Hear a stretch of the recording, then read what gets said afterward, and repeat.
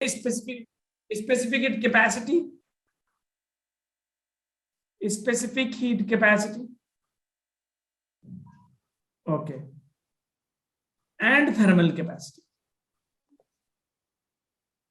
ये दो तीन चीजें डिफाइन कर ली थी हमने, समझ लिया था, न्यूमेरिकल नहीं हो पाया था, आज करेंगे उसको। हाँ जी, चलो बताओ व्हाट इज स्पेसिफिक कैपेसिटी, यहीं से शुरुआत करते हैं। स्पेसिफिक हीट कैपेसिटी क्या होता है, वहीं से शुरुआत करते हैं, then we will move further. What is specific heat capacity, बताओ भाई, एनीवन, एनीवन, क्या सभी लोग बताओ। जो हमें अमाउंट ऑफ, ठीक है, बिल्कुल सही। किसी सब्सटेंस के 1 किलोग्राम को 1 डिग्री सेल्सियस से टेम्परेचर चेंज करने के लिए जो हीट रिक्वायर होती है, that is known as specific heat capacity. यानी amount of heat to raise the temperature of 1 kilogram by 1 degree Celsius, उसको आप स्पेसिफिक हीट कैपेसिटी बोलते हैं, जिसको हमने क्या इस तरह डिफाइन किया था, C equal to Q upon M delta T। Okay, now किन किन फैक्टर्स पे डिपेंड कर रहा था ये प्रॉपर्टी, डिपेंड किस पे करता है, टेम्परेचर। Temperature, very good. एक तो पहले मटेरियल के ऊपर डिपेंड करेगा, कौन सा मटेरियल आप चूज कर रहे हैं। टेम्परेचर, टेम्परेचर के साथ इसका बिहेवियर कैसा था, टेम्परेचर बढ़ाने पे क्या होता है, what happens with the specific heat, it is directly increase. Directly. Okay, you can से टेम्परेचर इंक्रीज करेंगे तो स्पेसिफिक हीट क्या हो जाएगी, इंक्रीज हो जाएगी। ओके ठीक, क्या ये मास पे डिपेंड करता है, no no sir. sir, no. तो और क्या ये शेप साइज पे डिपेंड करता है, नो सर। ओके ठीक है। इट मीन्स अगर मैंने कॉपर ले लिया किसी भी शेप का, रॉड के शेप में, स्फीयर के शेप में, बॉल के शेप में, स्पेसिफिक हीट सबकी क्या आएगी, सेम। तो मास पे डिपेंड नहीं करता, मास पे डिपेंड नहीं करता, और दूसरा उसके शेप साइज वगैरह पे डिपेंड नहीं करता। नहीं करता। ठीक है, चले आगे चले। अच्छा ओके यस सर। ठीक है, तो from here I got one more result, Q is equal to MC delta T। याद रखिएगा, this is very important formula, MC delta T, MC delta T। जब मैं काइनेमेटिक चैप्टर में हमने रेट ऑफ चेंज की बात की थी, तो दो तरह के चेंज की बात की थी, बता सकते हैं वो क्या क्या थे, एक था इंस्टेंटेनियस और दूसरा था एवरेज। तो जो डिफरेंशिएशन वाला टर्म था dy बाय dx या dv बाय dt या dx अपॉन dt, वो क्या बताता है, और delta x upon delta t क्या बताता है, डेल्टा वाला एवरेज और डी, वेरी गुड, डेल्टा वाला एवरेज वैल्यू बताता है और dt वाला इंस्टेंटेनियस बताता है। ठीक है, अब चले ये सब बात सब कॉपी में लिखा हुआ है, ये सारी इंफॉर्मेशन, आगे बढ़े। Yes sir. ठीक है, तो अगर हम ये माने for example I have to calculate the specific heat at any given temperature, specific heat, देखिए नीट के सिलेबस में ये चीज नहीं आएगी, लेकिन फिर भी आपको जानना जरूरी है, क्योंकि नीट थोड़ा मैथमेटिक्स कम इन्वॉल्व करता है। एट एनी टेम्परेचर, तो जब आप डिफाइन करेंगे एट एनी टेम्परेचर, तो आप इस फॉर्म में डिफाइन करेंगे, एमडी की। लॉजिक समझ में आ रहा है, क्यों, क्योंकि जब आप किसी एक पार्टिकुलर टेम्परेचर की बात कर रहे हैं, तो आप डिफरेंशिएट करके निकालेंगे क्या, इंस्टेंटेनियस रेट ऑफ चेंज के फॉर्म में निकालेंगे क्या, बोलो भाई, आर यू गेटिंग दिस और नॉट। Yes sir. ठीक है, तो इस चीज को याद रखिएगा कि when we have to calculate the average value, तो हमें यूज करना होगा, देखिए मैं लिख देता हूं, this is for dq by dt, नीचे क्या आ गया m, तो इसको मैं सिंप्लीफाई करके dq is equal to mc dt लिख सकता हूं। और टोटल वैल्यू निकालने के लिए इंटीग्रेट करते हैं क्या, मैंने आपसे बताया था कि इंटीग्रेट का इस्तेमाल जोड़ने के लिए भी होता है, टोटल के लिए क्या करें, for total integrate. Yes sir. तो just integrate the both side, mc dt, तो लेफ्ट साइड का इंटीग्रेशन क्या आएगा, टोटल हीट बन जाएगा, और that will be equal to mc dt। Limit रखते हैं क्या इंटीग्रेशन में, लोअर टेम्परेचर से हाई टेम्परेचर, जहां से जहां तक वैल्यू दी होगी आप उसको वहां से वहां तक रख देंगे, that is going to give you the specific heat in terms of variable, जब ये स्पेसिफिक वेरिएबल होगा। लेकिन अगर हमें एवरेज की बात करनी हो, एवरेज स्पेसिफिक हीट कैपेसिटी, तो वहां पे क्या मुझे ये वाला फॉर्मूला लगाना होगा,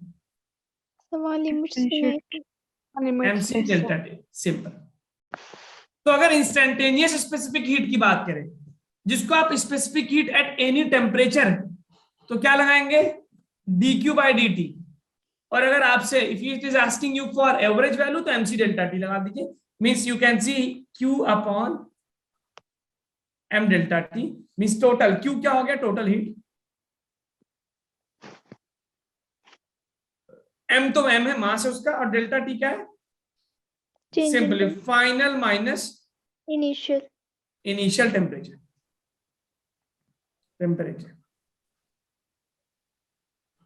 that is going to give you the value of specific heat average one. ये स्लाइड समझना है। तो अगर स्पेसिफिक हीट वेरिएबल दिया है तो हीट कैसे निकालोगे बेटा, इंटीग्रेट करके, और स्पेसिफिक हीट कांस्टेंट दिया है तो कुछ नहीं करना, डेल्टा टी वाला कंसेप्ट लगाना है। ठीक है, Yes, sir. क्वेश्चन करें क्या इस पे? Yes, sir. ठीक है, चले, Yes, नोट कर sir. लिया सभी ने? चलो देखो, हम Yes, आपसे sir. बहुत सिंपल प्रॉब्लम दे रहे हैं, बहुत सिंपल। मैं कह रहा हूं एक ब्लॉक है, उसका मास दे रखा है 5 kg, स्पेसिफिक हीट दे रखा है 200 जूल पर किलोग्राम पर डिग्री सेल्सियस, और इसका टेम्परेचर रेज किया मैंने 27 डिग्री सेल्सियस से 127 डिग्री सेल्सियस। बताओ हीट कितना होगा, heat, how much heat will be needed to raise the temperature of a block of 5 kilogram from 27 to 127 degree Celsius? Specific heat दी हुई है, फॉर्मूला लगाओ, Q equal to mc delta T, average वाला बताओ answer.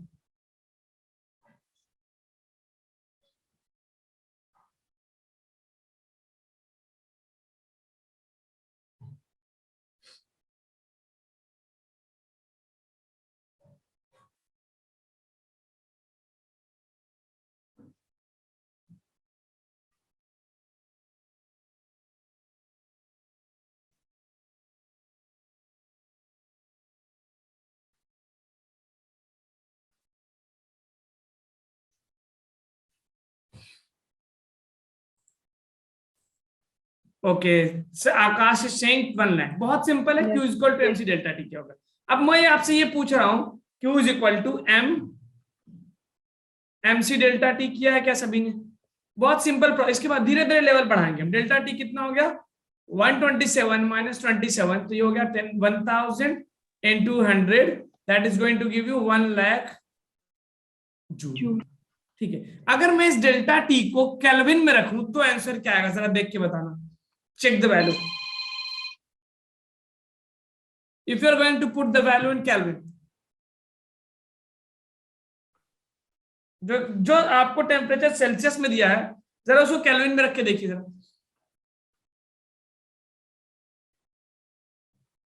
You have to do it T2 minus T1. तो T1 कितना दे रखा है मेरे पास, 27 डिग्री सेल्सियस। केल्विन में कितना होगा, how you convert into kelvin? Kelvin is equal to C plus 273। तो 27 डिग्री 300 केल्विन बन जाएगा।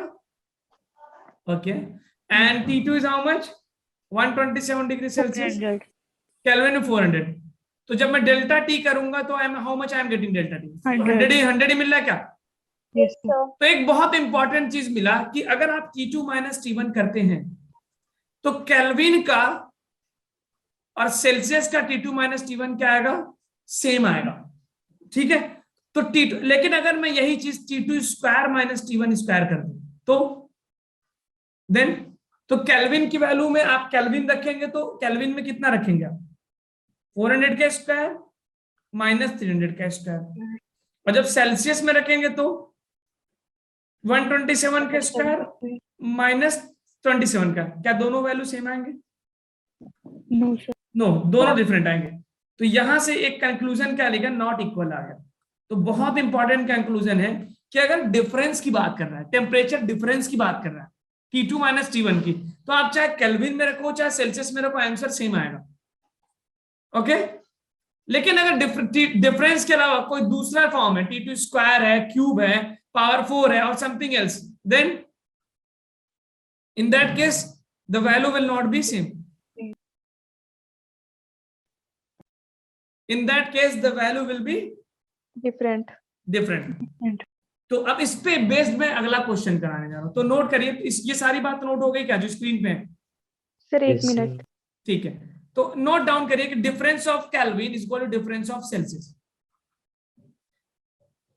केल्विन का जो डिफरेंस होता है K का डिफरेंस, मतलब T2 minus T1 is equal to difference of Celsius.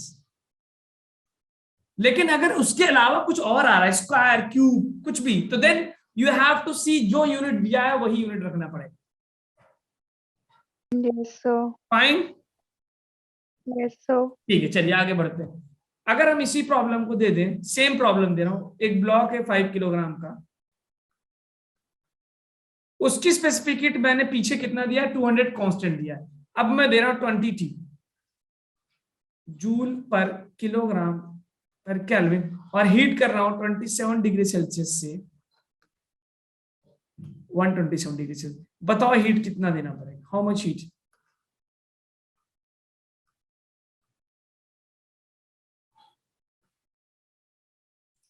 How much heat?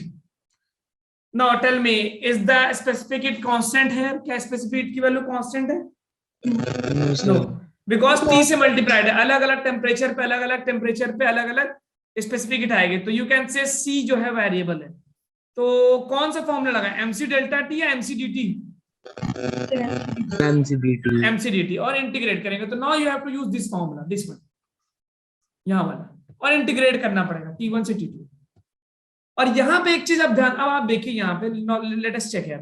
तो Q will be equal to what, integration of MC dt, और लिमिट क्या होगा T1 से T2। अब आपको पूछेंगे हम कि सर टेम्परेचर केल्विन में रखें कि सेल्सियस में रखें, या दोनों को किसी में रख दे, फर्क काम चल जाएगा। तो M की जगह क्या रख दूं मैं, 5, C की जगह रख दिया 20 dt, और T1 से T2। 20 इंटू 500 आ गया, इंटीग्रेशन किसका होगा, T dt, T1 से T2। यस, T का इंटीग्रेशन कितना होगा बेटा, T का integration, what is the integration of T? T का इंटीग्रेशन कितना होगा, how much, what is the integration of T? T square upon T square upon 2, very good, T square upon 2, 2 से 2 cancel, तो I am getting 50 into T square. अब बताओ जरा, limit रखेंगे तो T2 square minus T1 square बन जाएगा क्या? Yes, sir. yes तो जब आप ये बताएं, लिमिट किस में रखें, केल्विन में रखें कि सेल्सियस में रखें, या फिर किसी में भी रख दें, आंसर सेम आएगा? क्या केल्विन और सेल्सियस का आंसर सेम आएगा, अलग आएगा? अलग आएगा। ओके, ठीक। नो, तो अब आप चूज करिए कि which unit of the temperature you should keep, kelvin और सेल्सियस। तो वो कहां से चूज करेंगे, हम सेल्सियस की यूनिट देखेंगे, सेल्सियस कह रहा हूं, स्पेसिफिक हीट की देखेंगे। स्पेसिफिक हीट में टेम्परेचर किस यूनिट में है, केल्विन में। तो इट मींस अब जो आप टेम्परेचर की लिमिट रखेंगे वो इसी में होगा जिसमें C दिया, क्योंकि आपने जिसको इंटीग्रेट किया उसका जो टेम्परेचर का लिमिट है उसी यूनिट में आप रखेंगे, limit of temperature, limit of temperature. तो 27 डिग्री सेल्सियस कितना बन गया, 300 केल्विन, और 127 कितना बन गया, 400 केल्विन। तो आप लिमिट रखेंगे 300 से 400। ठीक है, चलिए बताइए Q की वैल्यू कितनी आ रही, 50, आपका लिमिट रखा 400 स्क्वायर माइनस 300 स्क्वायर। ठीक है, T स्क्वायर था पहले अपर लिमिट, फिर माइनस, ये क्या कर रहा हूं मैं, लिमिट यहां रखना होगा ना मेरे को, लिमिट तो यहां रखेंगे, हियर आई शुड 300 से 400। तो 50, 1600 माइनस 900, 40,000 ओके, कितना आ रहा है, yes, someone is giving the answer, 35,000 आ रहा है क्या? Yes, sir. 1,60,000 माइनस 70,000, तो आई एम गेटिंग 50 इंटू 70,000, 1 2 3 70,000, तो I am getting 7 3 5 1 2 3 4 5 1 2 3 4 5, this amount of joule I am getting. तो बी केयरफुल, यहां पे नोट करिएगा, नोट करके लिखना है क्या, put temperature in kelvin, put temperature in kelvin. अगर यही चीज आपके पास स्पेसिफिक हीट दिया होता है 20 जूल पर किलोग्राम पर डिग्री सेल्सियस, तो टेम्परेचर किस में रखते हैं, सेल्सियस में। लेकिन अगर कांस्टेंट दिया है स्पेसिफिक हीट की वैल्यू, तो फिर किसी में भी रख दीजिए, बिकॉज डेल्टा टी आएगा T2 minus T1, that is going to give you the same value. Yes, sir. ठीक है, note, put temperature In in kelvin. Kelvin. Kelvin में रखना होगा बिकॉज ऑफ स्पेसिफिक हीट। ठीक है, चले आगे। Yes, sir.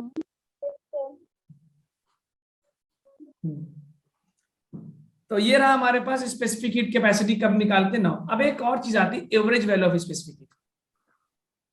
पीछे वाला स्लाइड नोट हो गया कि फिर से देखा? हो गया। हो गया। तो हो एवरेज गया। वैल्यू देखिए, अब आपसे ये जो इस प्रॉब्लम में स्पेसिफिक हीट की वैल्यू तो चेंज हो रही है, लेकिन अगर आपसे हम एवरेज वैल्यू पूछे स्पेसिफिक हीट की, कितनी इसकी एवरेज वैल्यू होगी, तो वो कैसे बताएंगे? तो एवरेज के लिए ये फॉर्मूला लगता है Q is equal to M delta T. तो एवरेज के लिए हम लग देंगे Q upon M delta T. तो M कितना निकाला, Q टोटल हीट कितना निकाला आपने? 35 लाख। 1 2 3 4 5। M कितना है आपके पास? प्रॉब्लम है 5 किलोग्राम। और डेल्टा टी कितना रखें? How much is the delta T? Delta T है 27 से 127। तो अब आप इसको डेल्टा टी की बात हो रही है बेटा, डेल्टा टी तो चाहे आप केल्विन में निकालो सेल्सियस में निकालो सेम आएगा क्या यहाँ पे? तो यहाँ कितना आ गया? 100। तो डिवाइड किया मैंने, 100 से 2 0 गया, 5 से गया 7। How much? 7000। 7000 joule joule kilo पर किलोग्राम। अब बताओ पर केल्विन लिखूं या सेल्सियस लिखूं?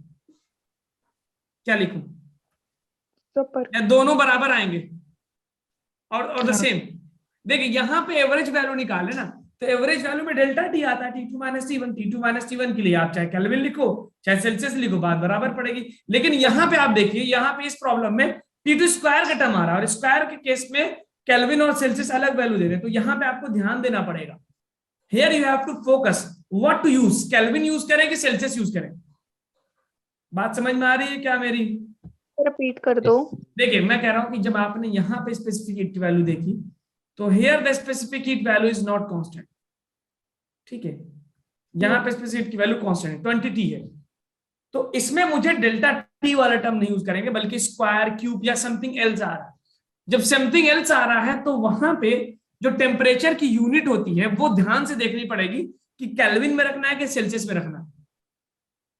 ओके, बट जब मैं average value of specific heat निकाल रहा हूं, तो what I am getting here? Delta T का टर्म आ रहा है। और डेल्टा टी क्या होता है? Final minus initial. तो whether you choose the Kelvin one और whether you choose the Celsius one, बात क्या आएगी? सेम आएगी। तो जूल पर किलोग्राम, चाहे मैं यहाँ पर डिग्री सेल्सियस रखूं, और जूल पर केल्विन। बात बराबर आएगी बिकॉज ऑफ किसकी वजह? Because of delta T. ठीक है, यस चलिए नोट कर लीजिए। अगर कोई क्वेश्चन है तो पूछिए, वरना आगे बढ़े।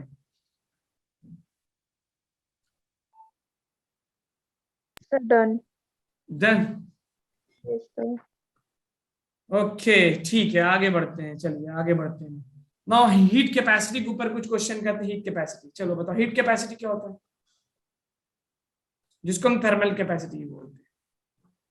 ये टॉपिक डिस्कस हुआ था क्या? Yes, sir. ठीक है, बताइए क्या होता है? Heat needed to change temperature of given mass by base given mass, यानी कि जब आप स्पेसिफिक हीट कैपेसिटी निकालते हैं तो there you consider the 1 kilogram, that's why you call it specific. और जब थर्मल की बात हो रही थी तो गिवन मास की बात कर रहे थे, तो उसकी वैल्यू आपने S को whatever the mass is given, S is equal to Q by delta T किया था, total heat upon total temperature. Yes, sir. और यहां से आपने क्यों निकाला था? Q is equal to S delta T. ठीक है, Yes. और फिर Yes, आप Q is equal to MC delta T भी लिखते हैं। देन आपने इसको इक्वेट भी कर दिया था, S delta T is equal to MC delta T. Delta T cancel करके क्या मिला? S is equal to MC। तो you can say the thermal capacity is equal to mass into specific heat capacity. यही था क्या? Yes sir. ठीक है। अच्छा, स्पेसिफिक हीट कैपेसिटी आपके मास पे डिपेंड नहीं करती। What about the thermal capacity, does it depend on the mass? yes, sir. Yes. Of course, क्योंकि ये गिवन मास के लिए ना, तो गिवन मास का भाई ज्यादा मास होगा ज्यादा हीट, लेस मास होगा तो लेस हीट। तो डिपेंड ऑन। ठीक है, चले आगे। Yes, sir. ठीक है, तो ध्यान से देखना होगा कि क्वेश्चन में क्या बोल रहा है, हीट कैपेसिटी पूछ रहा है या थर्मल कैपेसिटी पूछ रहा है। ओके चलिए, now let us come to the heating process. Heating process ये इंपॉर्टेंट पार्ट है आज का। We have two types of heating, sensible and latent. ठीक है, लेटेंट हीटिंग का नाम सुना आपने? लेटेंट हीटिंग 9th क्लास में, 10th क्लास में? Yes, sir. What is that? What is the latent heating process? क्या होता है? It is used to change the state of change of state, बिल्कुल, सॉलिड से लिक्विड या लिक्विड से vapour या वेपर से गैस की फॉर्म में। ओके ठीक है, यही होता है। Yes, sir. Yes, sir. Okay, तो लेटेंट हीटिंग का मतलब ये भी होता है क्या, हिडन? Yes, sir. ओके ठीक, मैं 1 मिनट, मेरे पीछे अजान हो रही है, जस्ट वेट अ मिनट, मैं 1 मिनट में शुरू करता हूँ।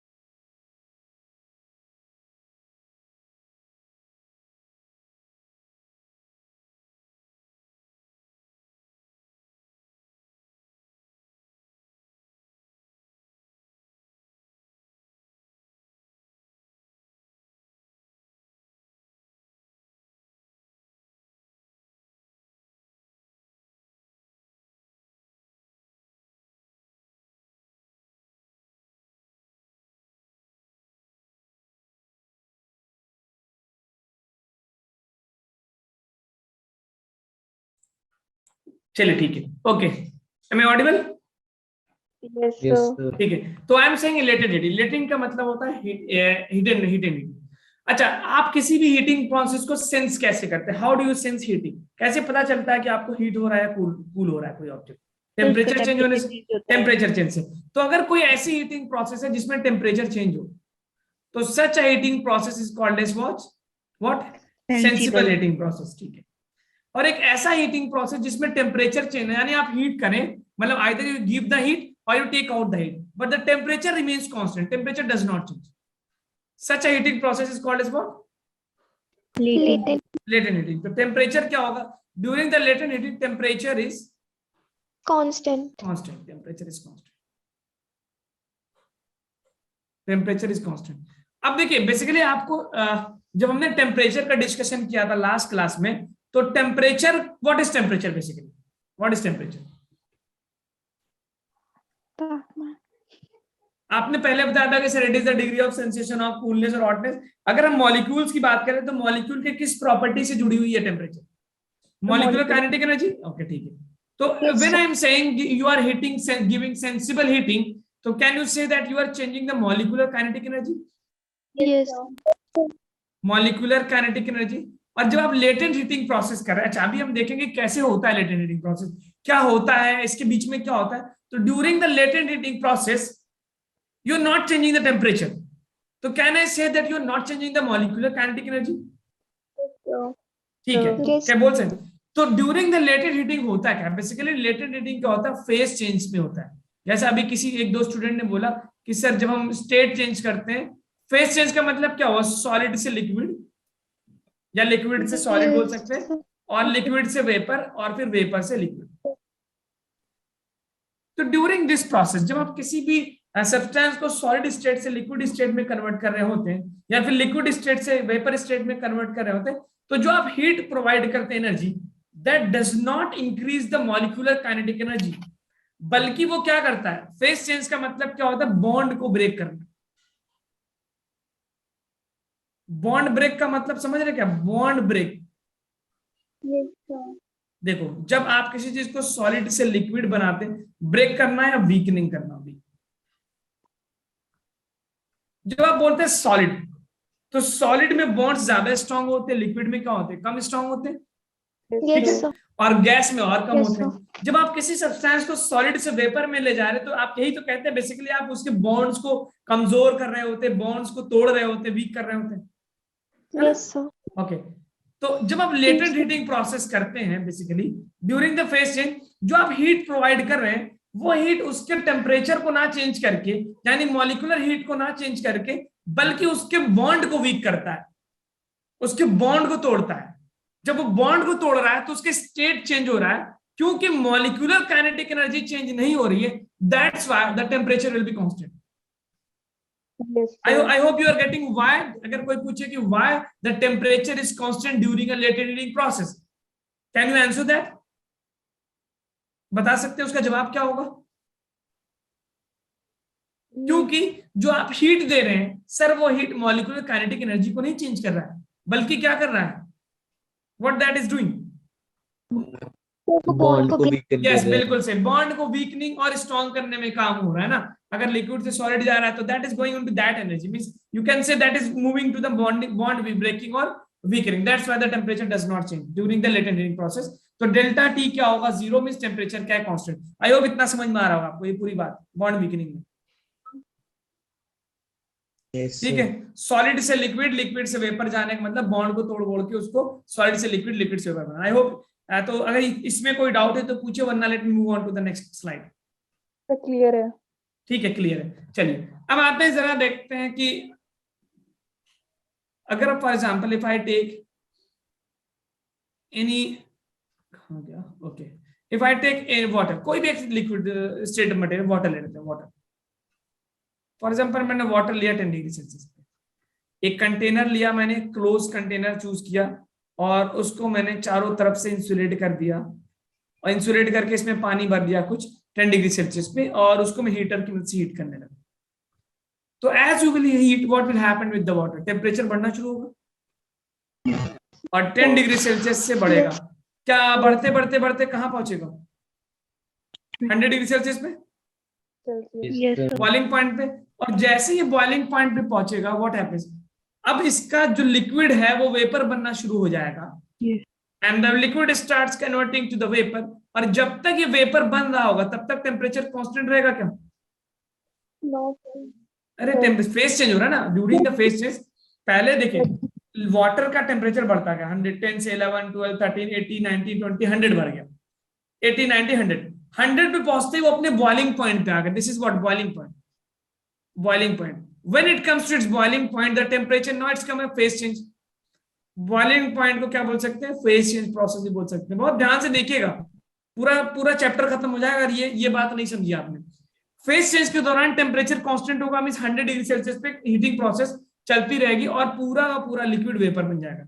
Once it is get converted to vapour, पूरा का पूरा लिक्विड वेपर बन गया, क्या फिर से टेम्परेचर बढ़ने लगेगा? Yes sir. ठीक है, तो अब आपसे पूछे तो ये वाला प्रोसेस क्या है, फेस चेंज। इस प्रोसेस को फेस चेंज, क्या इसको मैं लेटेंट हीटिंग बोल सकता हूँ? Yes sir. ओके, ये वाला कौन सा हीटिंग है, sensible? Yes sir. Yes sir. और ये वाली हीटिंग कौन सी है? सेंसिबल। सेंसिबल है, बहुत ध्यान से देखना, बहुत ध्यान से। लेटेंट हीटिंग, तो अब हम आप दो लेटेंट हीटिंग दो तरह की होंगी। एक होगा लेटेंट हीट ऑफ फ्यूजन, जो 10th क्लास में, 9th क्लास में, 8th क्लास में पढ़ा है आपने। तो one is the latent heat, क्या हो गया, फ्यूजन। फ्यूजन मतलब क्या हुआ, सॉलिड से लिक्विड, मेल्टिंग बोलते हैं जिसको। और दूसरा क्या होगा, वेपराइजेशन, यस सर। इसको हम बोलते हैं एलएफ, फ्यूजन। और दूसरा होगा vaporisation, which we call as vaporisation, liquid को कन्वर्ट करना वेपर में। बहुत आसान आसान चीजें जो आपको, which we call as LV, ठीक, यही बोलते हैं क्या? चलिए, तो व्हाट इज लेटेंट हीट। जैसे अगर हमने पूछा था स्पेसिफिक हीट क्या होता है, तो आपने बोला सर, अच्छा ये बताए फेस चेंज के दौरान what will be specific heat. Specific heat of any substance during phase change, जब फेज चेंज हो रहा होगा तो स्पेसिफिक हीट कितनी होगी उस टाइम? कोई जवाब दीजिए। स्पेसिफिक हीट का फॉर्मूला पीछे बता आपको, C equal to Q by M delta T। During phase change what is the specific heat of the substance? कोई जवाब कुछ सोच पा रहे हैं आप लोग? आप हीट दिए जा रहे हैं सॉलिड से liquid, infinite, very good. Because delta T क्या होता है फेज चेंज के दौरान? डेल्टा टी क्या होता है? 0। तो when you will divide by Q upon M, delta T का मतलब 0। जब किसी नंबर को 0 से डिवाइड किया तो it is going to give you very big value that you called as what? Infinite. Infinite. So during the phase change process, the specific heat of the substance become infinite. Infinite होने का मतलब कि temperature constant हो जाना। Yes, sir. आगे चले। Yes, sir. छोटे छोटे देखिए, अब LF और LV को डिफाइन Yes, करते हैं। let me explain what is LF, latent heat of fusion। Specific heat को कैसे डिफाइन करते हैं भाई? कि amount of heat needed to raise the temperature of 1 kilogram by 1 degree Celsius. Latent heat of fusion को कैसे डिफाइन करते हैं? कि आप किसी सब्सटेंस का 1 किलोग्राम सॉलिड ले लें और उसको कन्वर्ट कर दें उसके मेल्टिंग पॉइंट पे 1 किलोग्राम ऑफ लिक्विड में एट फ्रीजिंग पॉइंट और मेल्टिंग पॉइंट। तो जो हीट आप देंगे इसको Q, that amount of heat is called as latent heat of fusion। लिख लेंगे इस बात को, amount of heat Yes. to convert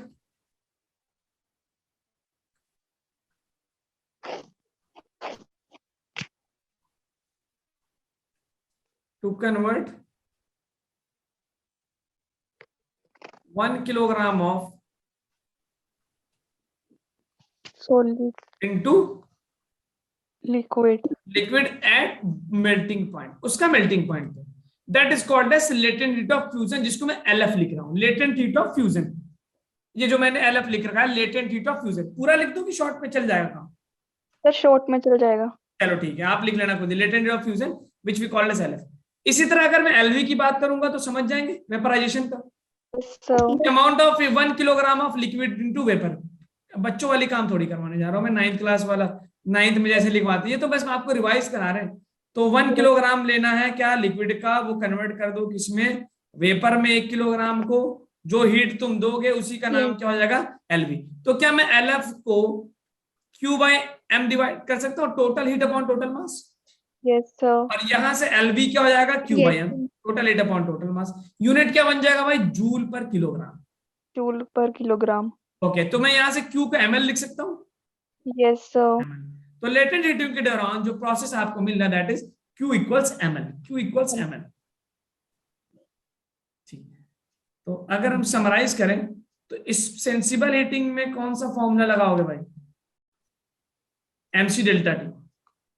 MC delta T. MC delta T लग जाएगा, ठीक। और चेंज वाला है तो MC dt कर दोगे। और लेटेंट में कौन सा फॉर्मूला लगाओगे? फॉर्मूला मतलब कंसेप्ट की बात हो रही है, by what? Q equals ml। Is it fine? Yes sir. Done. लिख लिया? Yes sir. सेंसिबल हीटिंग में MC डेल्टा टी और लेटेंट हीटिंग में M into L। Well.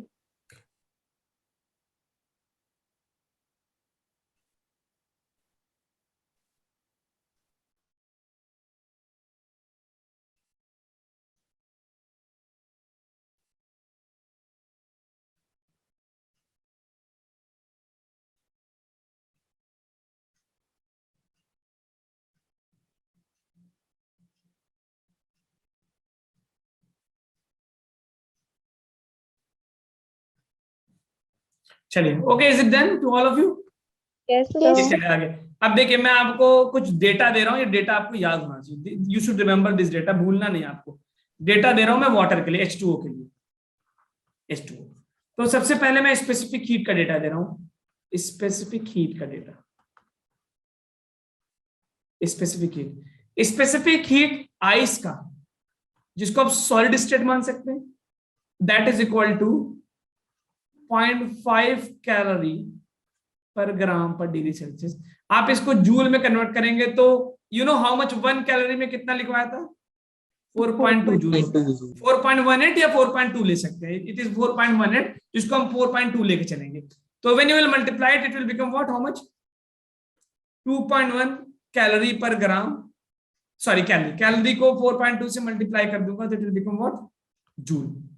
2.1 joule पर, और अगर किलोग्राम में कन्वर्ट करेंगे तो 1000 से मल्टीप्लाई कर देंगे तो 2100 जूल पर किलोग्राम पर degree Celsius.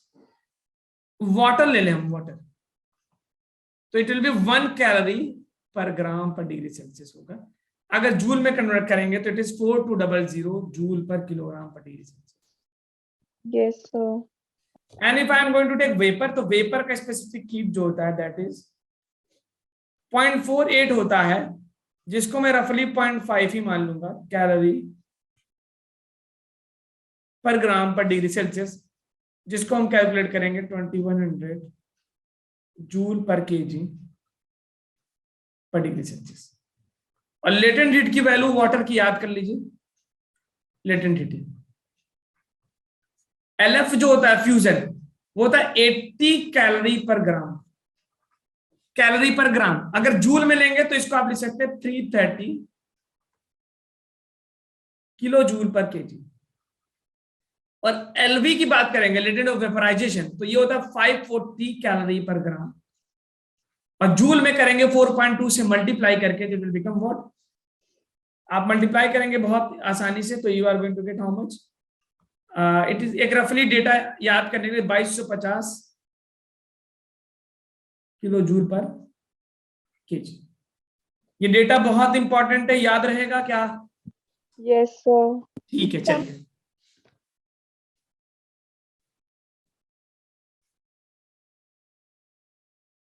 Okay, Yes, data लिख sir. लीजिए, जब लिख जाए तो बता दीजिए, मैं आगे बढ़ूंगा। Sir, लिख लिया। लिख लिया। ओके, ठीक है। तो वाटर के केस में ये डेटा याद होना चाहिए आपको, आइस का कितना होता है, वाटर का कितना होता है, वेपर का होता है कितना, ठीक है। अच्छा, अब मुझे ये बताओ बेटा कि जब आप टेम्परेचर बढ़ाते हो तो स्पेसिफिक हीट की वैल्यू बढ़ती है घटती है? When you increase the temperature, what happened with the specific heat? Increases or decreases? Increases. Increases, very good. अब ये बताओ किसी भी सब्सटेंस के सॉलिड स्टेट के टेम्परेचर ज्यादा होगी या लिक्विड स्टेट की या वेपर स्टेट की? यस, बोलो ना भाई, कहाँ खो जाते हो आप? किसी भी सब्सटेंस के सॉलिड स्टेट की टेम्परेचर ज्यादा होगी, लिक्विड स्टेट की, वेपर स्टेट की? जाहिर सी बात है वेपर की ज्यादा होगी भाई, सॉलिड की कैसे होगी भाई? आप पहले उसको गर्म करोगे लिक्विड बनेगा, फिर गर्म करोगे वेपर बनेगा। ओके, तो लॉजिकली बताओ, जब टेम्परेचर वेपर का ज्यादा है, लिक्विड का उससे कम है, सॉलिड का उससे कम है, तो स्पेसिफिक हीट सबसे ज्यादा किसकी होनी चाहिए, वेपर की कि लिक्विड की कि सॉलिड स्टेट की? वेपर की, वेपर की होनी चाहिए। लेकिन यहाँ पे वैल्यू किसकी दिख रही तुमको, किसकी ज्यादा दिख रही है? बोलो ना, वाटर की दिख रही? तो याद रखिएगा वाटर एक्सेप्शन है, जनरली याद रखिए। जनरली क्या होता है, generally what happens, specific heat gas का ज्यादा होता है किससे, लिक्विड से, और लिक्विड का ज्यादा होता है किससे, सॉलिड से। वाटर एक्सेप्शन है, वाटर इज एक्सेप्शन। वाटर की लॉजिक होता है, ऐसा क्यों होता है, because of bonding hydrogen bonding वगैरह से होता है, that is a different thing. Generally ये होता है, वाटर में एक्सेप्शन है, वाटर में सबसे ज्यादा किसका, लिक्विड स्टेट का, फिर सॉलिड स्टेट का जिसको आप आइस बोलते हो, और सबसे कम है गैस का। उल्टा हो गया भाई, उल्टा हो गया है ना, इट्स अपोजिट। अच्छा, दूसरा इंपॉर्टेंट पॉइंट देखिए, लेटेंट हीट ऑफ वेपराइजेशन होगा, that is always more than latent heat of fusion. क्यों? क्योंकि जब आप वेपराइजेशन करते हैं तो that is at higher temperature, okay, that needs more expansion, more work done. तो वेपराइजेशन करने में ज्यादा एनर्जी लगेगी, ज्यादा हीट रिक्वायर होगा as compared to the melting. इस बात को नोट कर लीजिएगा, vaporisation needs more heat than melting. हाँ जी, समझ में आई बात? चलो अगला टॉपिक स्टार्ट करते हैं, which is very interesting, heat curve पढ़ते हैं।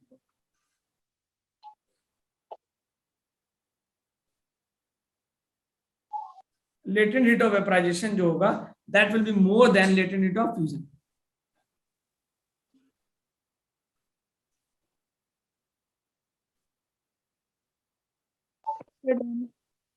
Okay done? Yes, sir. ठीक है, चलिए अब देखिए, आप एक हेडिंग डालिएगा heat curve. Heat curve, heat curve में क्या करेंगे हम?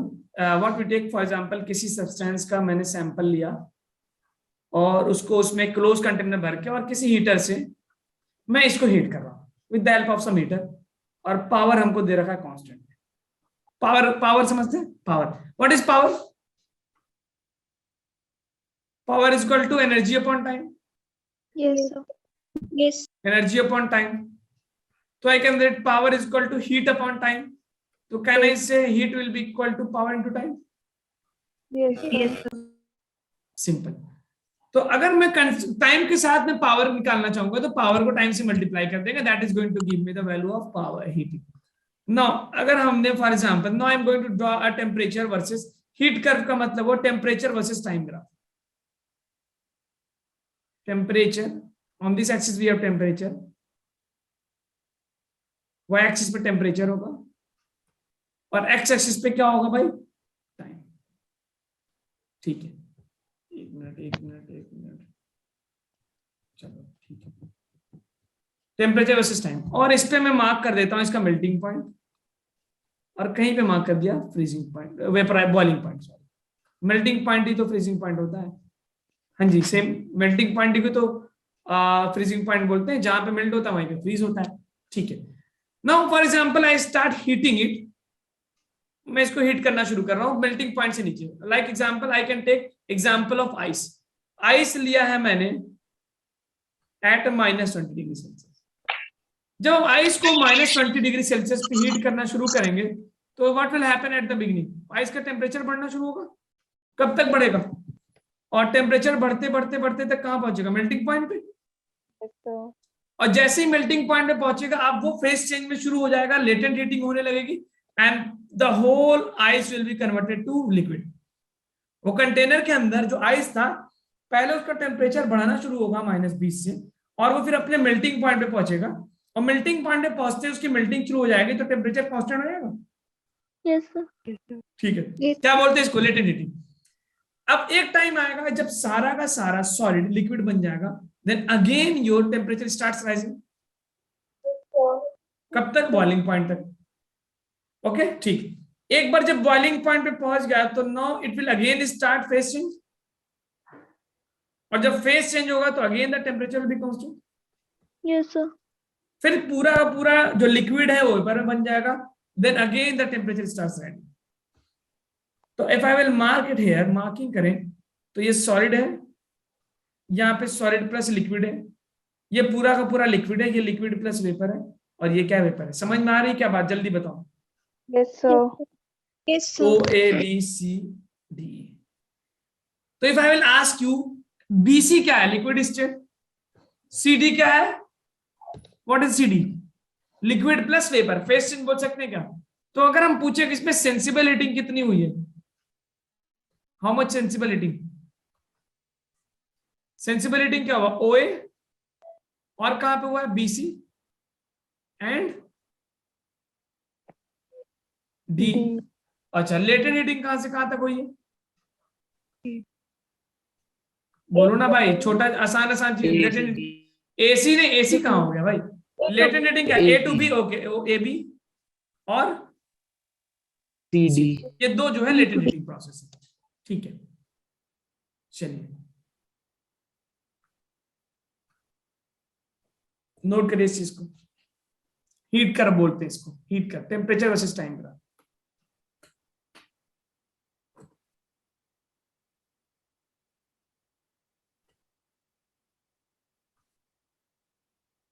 Done. Done. ओके ठीक है, चलिए अब आपको एक बहुत इंपॉर्टेंट टर्म डिफाइन करने जा रहे हैं हम लोग, स्लोप। ठीक है, इसको नोट कर लिया, चलिए देखिए, लिखिए जरा, slope of graph. Slope of graph, numeric, ये सारे टर्म्स हम डिफाइन कर लेंगे तो फिर सिर्फ हम न्यूमेरिकल्स और कंपटीशन के क्वेश्चन ही करने वाले अगले क्लास में। स्लोप ऑफ ग्राफ देखिए, अगर आपने कोई ग्राफ बना दिया, लेट मी टेक, इधर वाई एक्सिस ले लिया, इधर एक्स एक्सिस ले लिया, और कुछ हमने ग्राफ बना दिया, स्ट्रेट लाइन भी हो सकता है, नॉन स्ट्रेट लाइन भी, it can be any graph, graph can be of any shape, कुछ भी बना दिया मैंने। स्लोप का मतलब क्या होता है, कैन एनीवन टेल मी, कोई आइडिया स्लोप का मतलब? कोई क्लास में जो बता सके स्लोप का मतलब, what do you mean by slope? Sir direction है। डायरेक्शन नहीं, देखिए स्लोप का मतलब होता है ग्राफ का rate of change. What is the meaning of that? Rate of change. और रेट ऑफ चेंज दो तरह के होते हैं, कैसे? एक तो क्या होता है delta Y by delta X, और दूसरा D Y by D X. तो बेसिकली वाई क्या होता है? आउटपुट होता है। जब आप ग्राफ बनाते हैं किसी चीज का तो वाई क्या होता है? आउटपुट, और एक्स क्या होता है? इनपुट। जैसे वेलोसिटी वर्सेस टाइम में, टाइम क्या था? इनपुट था, और वेलोसिटी क्या है? आउटपुट। कि किस तरह से वेलोसिटी टाइम पे डिपेंड कर रही है। तो टाइम आपका डिपेंडेंट, सॉरी इंडिपेंडेंट होता है, वेलोसिटी क्या होता है? डिपेंडेंट होता है। ओके, तो स्लोप बेसिकली मुझे मिल रहा है delta Y by delta X, Y by X. याद रखें, स्लोप होता है rate of change, Y axis upon X axis. याद रहेगी ये चीज?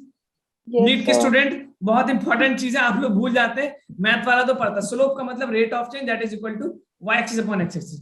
तो इसमें अगर मैं ग्राफ में देखूं, क्या इसको डेल्टा वाई बोल सकता हूं? Yes, sir. And can I call this delta X? Yes, sir. तो स्लोप आपको देखा rate of change that is equal to delta Y over delta X. और पर इस ट्रायंगल में देखेंगे तो परपेंडिकुलर अपॉन बेस क्या कहलाता है? P by B, tan theta, tan theta. So I can also call the slope is given by tan theta. I can also call that slope is given by Tan theta. tan theta. Tan theta से slope हम निकाल सकते हैं। tan theta की मदद से we can calculate the slope of any graph. Yes, slope का sir. Concept समझ में आया? पक्का? Yes, sir. ठीक है, इसको नोट करो, आगे चलते हैं। अगर हम आपके पास दे दें कि I have been given a, kinematics में आ जाए जो आपको पता, वेलोसिटी टाइम ग्राफ, तो वेलोसिटी टाइम ग्राफ का स्लोप क्या देगा बेटा? क्या इसके स्लोप को मैं dv by dt लिख सकता हूँ, y axis upon x axis? Yes, sir. And what is dv by dt? Acceleration. Acceleration. So very simply I can say that the slope of velocity time graph gives me acceleration. ठीक है, अगर मैं momentum time graph बना दूं, p versus t graph, तो इसका slope क्या देगा बेटा? Force. Force, dp by dt, rate of moment, slope क्या? Rate of change, momentum of time that is equal to force. ठीक है, नोट करिए जरा इस बात को।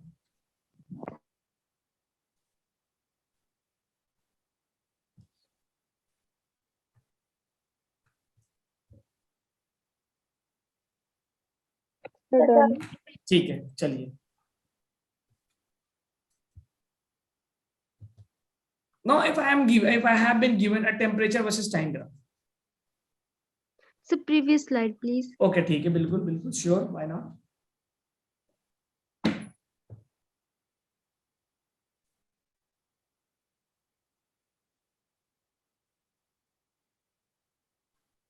Delta Y by delta X that is going to give me average. और ये कौन सा स्लोप देता है? D Y by D X. What does this give me? Instantaneous. Instantaneous, यानी एट अ पॉइंट वाला, instantaneous, instant at a point. और ये एवरेज क्या देता है? 2 पॉइंट के बीच में। Yes, sir. हाँ जी, आगे बढ़े। Yes. अगर मुझे टेम्परेचर वर्सेस टाइम ग्राफ दे दो, जिसको आप हीट कर्व बोलते हैं, टेम्परेचर वर्सेस टाइम ग्राफ, और इसका स्लोप पूछे, तो इसका स्लोप किसके बराबर होगा? Slope of temperature time. सोच के बताओ, तुम्हें फॉर्मूला पता है, Q equal to MC delta T। Just tell me what does the temperature time graph gives you?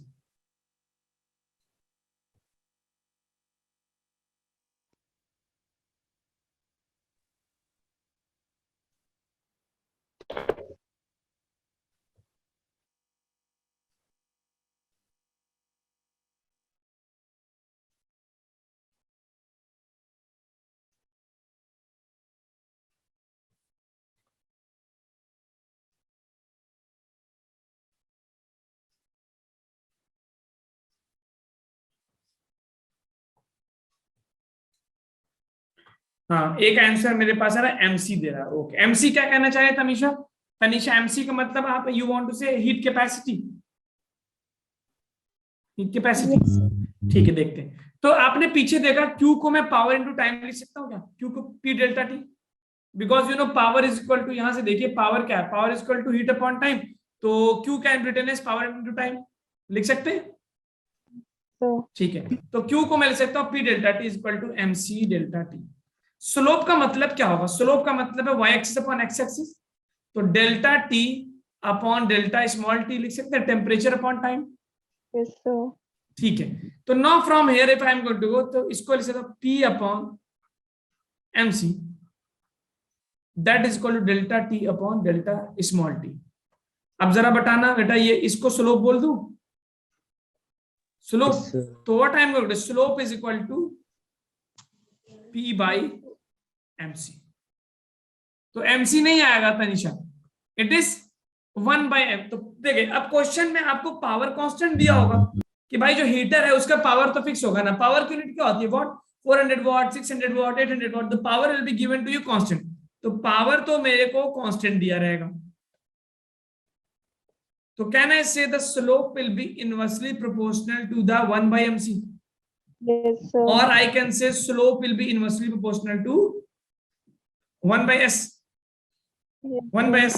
तो जितना ज्यादा स्पेसिफिक हीट कैपेसिटी होगी उतना ज्यादा क्या होगा, सॉरी उतना कम क्या होगा, स्लोप इनवर्स प्रोपोर्शनल है। तो आई कैन राइट, क्या मैं इसको कंक्लूड कर सकता हूं क्वेश्चंस के लिए कि more specific heat less slope.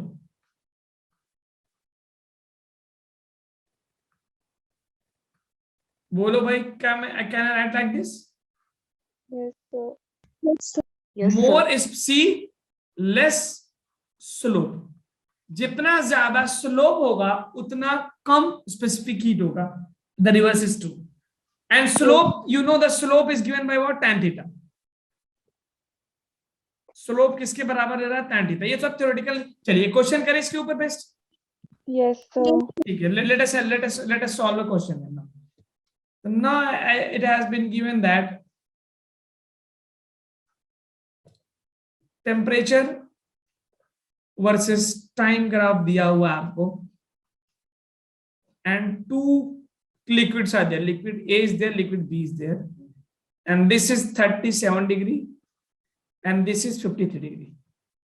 ठीक है, और कह रहा है मास ऑफ ए जो है वो 2 kg है, एंड मास ऑफ बी जो है वो 4 kg है, and they both are heated with same power, both are heated. मींस दो लिक्विड आपने लिया, एक कंटेनर में लिक्विड ए लिया, दूसरे में लिक्विड बी लिया, दोनों का हीट करना से किया सेम पावर से, हीटेड विथ, बहुत कॉम्पिटिटिव लेवल का क्वेश्चन है, they are heated with same power. आप उसको सेम पावर से हीट कर रहे हैं। Now the question is asking find the ratio of, ये ग्राफ है उनका temperature time graph, heat graph ये दे रखा है, find ratio of specific heat. उनके स्पेसिफिक हीट का रेशियो क्या होगा? It mean C upon C D पूछ रहा है। पीछे मैंने हिंट आपको दिया, ट्राई टू सॉल्व इट, नहीं हो पाएगा तो मैं आपको हेल्प करूंगा।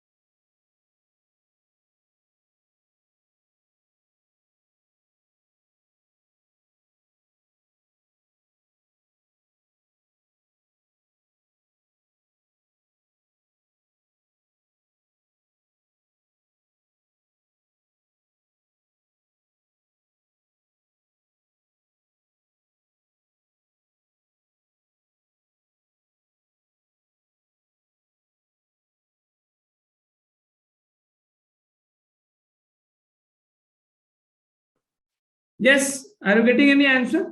कुछ आंसर मिल रहा है क्या? कहाँ खो गए आप लोग? No, sir. चलिए पीछे वाली स्लाइड पे जरा अपने पीछे नोट्स पे देखिए, स्पेसिफिक हीट का आप रिलेशन बता क्या दो। निकला है, स्लोप का ताल्लुक किससे, slope is equal to P by MC आया क्या? ये रिजल्ट याद रहेगा, slope is equal to P by MC. तो मैं इस क्वेश्चन में लिख सकता हूं slope is equal to P upon MC, ठीक है। और स्लोप की वैल्यू किससे डिफाइन करते हैं? tan थीटा से। स्लोप किससे डिफाइन करते हैं? tan थीटा से। तो अगर हम बात करें स्लोप ऑफ ए, तो can I write like this, क्या मैं ये लिख सकता हूं? देखो tan थीटा ए को लिख सकता हूं p upon M A C A, और Yes, tan sir. Theta B को लिख सकता हूं मैं p power upon MB. M B C B, और दोनों का पावर सेम दे रखा है। थीटा ए कितना है? 37 डिग्री। tan 37 कितना होता है? अब याद ही नहीं होगा नीट वालों को। हाँ जी, है याद है? No, What sir. is, हाँ मुझे पता था वही हटो, इसीलिए मैं चुपचाप। tan 37 की बेटा देखो याद रखिए, उतनी तो मैथ्स आनी चाहिए जो आपको डॉक्टर बना दे, इतनी मैथ आनी चाहिए जो आपको क्या बना दे? डॉक्टर। उसके बाद देखेंगे क्या होगा, आपकी मर्जी, पढ़िएगा मत पढ़िएगा। तो tan 37 डिग्री की वैल्यू होती है 3/4, और tan 53 की होती है 4/3। याद कर लीजिए, इस वैल्यू को कहीं लिख लीजिए, tan 37 is 3/4 and tan 53 degree is 4/3। दोनों को डिवाइड कर देता हूं मैं, रेशियो मिल जाएगा। तो let me divide it, tan theta A upon tan theta B. Okay great sir, एक सेशन ले लीजिए आप ट्रिग्नोमेट्री का। बिल्कुल मैं लूंगा। अच्छा आप ना, इट्स बेटर कि आप आशु सर से कहिए कि ट्रिग्नोमेट्री का एक सेशन ले ले, वरना सुनिए मैं आज बात करता हूँ, let me discuss with sir, then we will find out any solution for that, ठीक है? या तो सर लेंगे, हम लेंगे, बहुत जरूरी है, बिकॉज चल नहीं पाएगा काम आपका। देखिए आप सारा कंसेप्ट जानते हुए भी अटक गए थे ना। तो tan थीटा ए को मैं लिख सकता हूँ p upon M A C A, और tan थीटा बी को लिख सकता हूँ p अपॉन, अपॉन लिखूंगा तो ऊपर चलाएगा, M B C B, power same है, cancel. Okay, no mass of B कितना दे रखा है? 4। स्पेसिफिक हीट सी का मुझे नहीं पता, नीचे। मास ऑफ ए कितना दे रखा है? 2 इंटू सी बी। अच्छा tan थीटा ए कितना लिख दूं बेटा मैं? 3/4, Yes, और sir. नीचे क्या है? tan थीटा बी को क्या लिख दूं? 4/3। तो 4/3 को 3/4 ऊपर चलाएगा, Yes, sir. नीचे tan। देखिए एक बात समझिए, अगर आप चाहते हैं आप डॉक्टर बन जाए, तो मैथमेटिक्स आपको इतनी आनी चाहिए कि फिजिक्स और केमिस्ट्री में जो इक्वेशंस आ रहे हैं वो आपसे सॉल्व हो जाए। अगर आप मैथ्स में कमजोर है या किसी वजह से आप मैथ्स से भाग रहे, तो ये जानिए कि डॉक्टर आप नहीं बन पाएंगे, कोई और बन जाएगा, आप नहीं बन पाएंगे।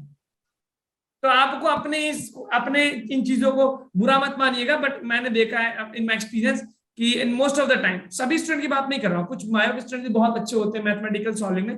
देखो अब मैं कह रहा हूँ कि फिजिक्स में मैथ्स ही लगा के तो सॉल्व करना है ना, अब वो वाली मैथ्स नहीं, ये कॉम्प्लेक्स वाली, लेकिन मल्टीप्लाई डिवाइड ट्रिग्नोमेट्री ये तो आती रहेगी बार बार, इंटीग्रेशन डिफरेंशिएशन, इससे पीछे छूटने वाला है क्या तुम्हारा? नहीं। अच्छा, तो अगर आप इस चीज से पीछा छुड़ाने की कोशिश करोगे तो पता है क्या होगा? आप डॉक्टर नहीं बन पाएंगे, आप एमबीबीएस नहीं निकाल पाएंगे। Sorry to say that, it is not your job. You should know that amount of mathematics, उतनी तो शक्कर डालो कि चाय पी ली जाए, फीकी चाय नहीं पी जाएगी भाई। आई एम नॉट सेइंग कि बी एक्सपर्ट ऑफ मैथमेटिक्स, लेकिन at least you should have that amount of mathematics so that you can solve the questions. तो लेफ्ट साइड में क्या हो गया? 9/16 हो जाएगा क्या? Yes, sir. ठीक है, देखो tan थीटा ए की वैल्यू 3/4, और नीचे tan थीटा बी, तो मैंने 4/3 को रिवर्स कर दिया तो 3/4 हो गया। और राइट साइड में क्या आ रहा है? 4, ये कैंसिल कर दो, 2 हो जाएगा क्या? तो राइट साइड में आ रहा है 2 times of CB upon C A. Am I right? देखो भाई सब कुछ सही चल रहा है कि नहीं? ग्राफ दिया था, ग्राफ से मैंने स्लोप को पता किया, स्लोप हमने पीछे निकाला था m upon p upon mc, from there I got everything. Yes, sir. ठीक है, तो हमें रेशियो पूछ सी ए अपॉन सी बी कितना हो जाएगा? C A upon C B is equal to 2 into 16 upon 9, how much? 32/9। This is the answer. हाँ जी बताइए। आया स्पेसिफिक हीट रेशियो का आंसर? Yes, sir. ठीक है, एक और क्वेश्चन करा दे सेम प्रॉब्लम पे, सेम पैटर्न पे, ताकि Yes, पक्का हो sir. जाए। Yes, तो sir. इसको एक बार रिपीट कर दो। हाँ, इसी को एक बार रिपीट करते हैं, एक और क्वेश्चन करेंगे। ठीक है, पूरा ग्राफ समझ में आ रहा है? स्लोप आपको समझ में, व्हाट इज स्लोप बेटा? Temperature Y axis upon X axis, rate of change. ठीक है, बोलते रहिए ना, जस्ट कंफर्म भी, हाँ समझ में आ रहा है। ठीक है, ओके। Yes, slope sir. के बारे में ना, you have temperature time graph का स्लोप निकालना था, तो मुझे पता चला sir delta T by delta T. अब मैं हीट के फॉर्मूले में गया, Q equal to MC delta T. Q को मैं पावर इनटू टाइम लिख के मैंने देखा delta T by upon delta T means temperature upon time, slope बनेगा that is P by MC. याद कर लीजिए result, please remember this result, temperature upon time का स्लोप पी बाय एमसी होता है। प्लीज इसको रट लो, याद कर लो, समझ लो, जो भी करना है, इंपॉर्टेंट है ये।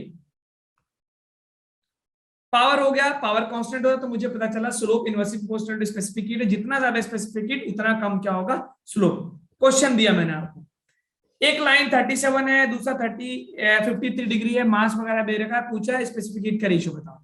तो मैंने देखा स्लोप जो होगा वह पी बाय एमसी होगा, तो tan थीटा ए स्लोप के बराबर होता है। Slope is equal to tan theta, पीछे प्रूव किया हमने y axis upon x axis के फॉर्म में। तो p upon MSCA, tan theta b क्या होगा? p अपॉन MBCA, दोनों को डिवाइड कर दिया, तो tan theta A upon divide करने के बाद डिवीजन तो समझ में आ रहा होगा ना भाई? देखो डिवीजन समझ में आ रहा है कि नहीं?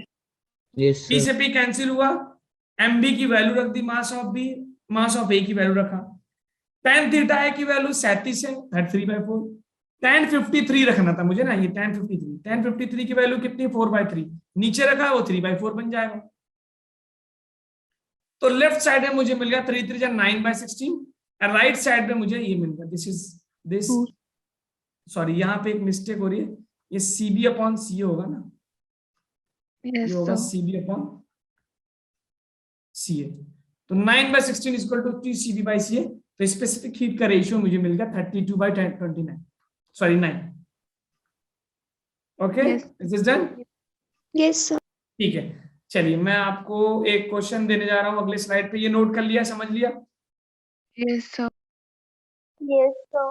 ठीक है, चलिए now I am going to give you one more question based on same, बिल्कुल सेम प्रॉब्लम पे, बिना पीछे देखे कॉपी में आप मुझे इसका आंसर दीजिए।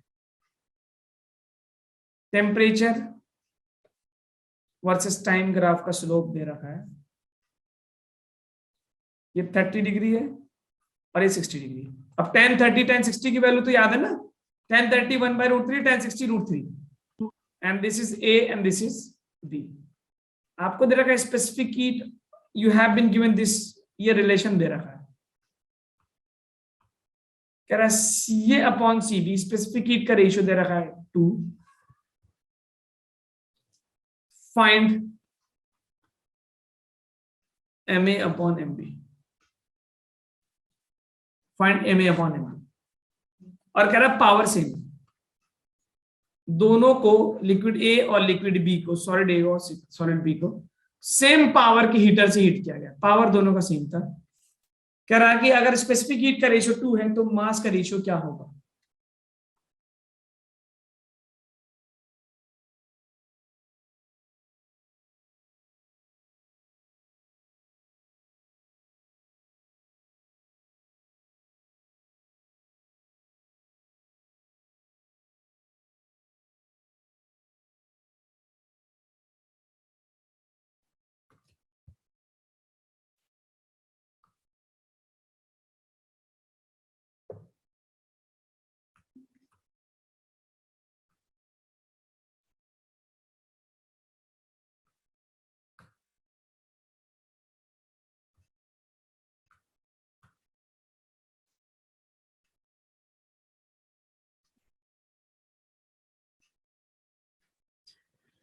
सेम फॉर्मूले से करिए, slope is equal to P/MC से करिए, and tell me the answer.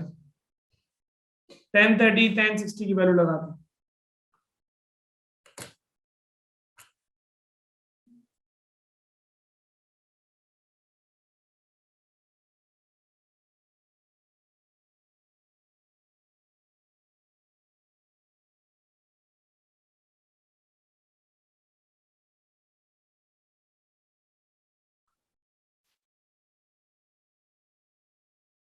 क्या हुआ? बिल्कुल जैम हो गया आप लोग का मामला। बस ये लास्ट क्वेश्चन, इसके बाद हम क्लास लीव करेंगे।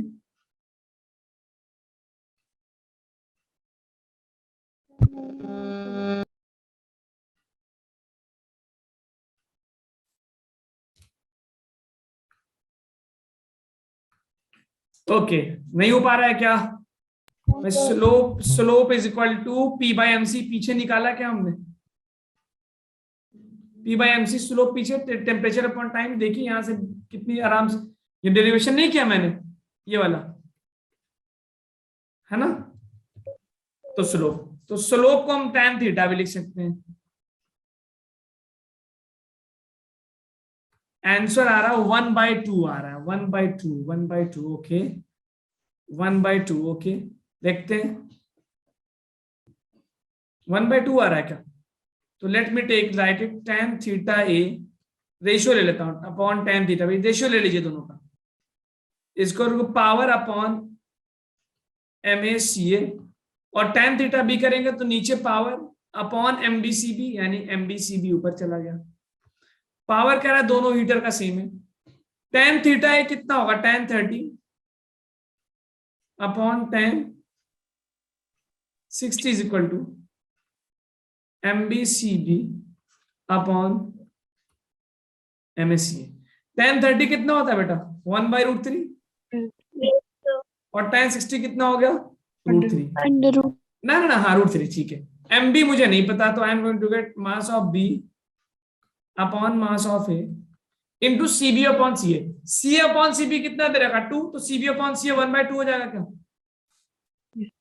ठीक है, तो अब ये बन जाएगा √3 into √3, 3, 1/3 is equal to MA upon MB into 2। तो हाउ मच उल्टा लिख दिया मैंने, सॉरी, 1/3, 1/3 भी नहीं आ रहा है, कैसे आप लोग बता रहे हैं? 2/3, ये 1/3 कहाँ आ रहा है? ये it is going to come out to be MB/MB। Question में MA अपॉन MB पूछा है तो रिवर्स कर देता हूं, तो I am going to get, अभी आप लोग की मैथमेटिकल चीजें बहुत गड़बड़ है। MA अपॉन MB रेसिप्रोकल क्या, कितना आ गया? 3/2 आ रहा है क्या? देखो रेशियो ऑफ मास 3/2 आ रहा है, चेक करो भाई जल्दी। Yes sir. ठीक है, चलिए इसको नोट करिए, बाकी अगले क्लास में पढ़ते हैं। नोट हो जाए तो बताइए। सर कर लिया। ठीक है, देखिए स्लोप कैसे निकालते हैं। P/mc से पावर कांस्टेंट था, मास दे रखा था, सॉरी स्पेसिफिक हीट का रेशियो दिया था, मास के साथ हमने कैलकुलेट किया।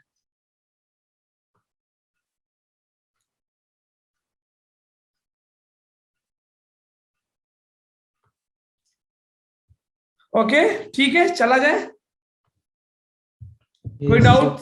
चलिए ठीक है, 1 मिनट, कोई okay, thank you very much, good night, all the best, मिलते हैं अगली क्लास में। Bye sir. Okay, bye bye, Good night, sir.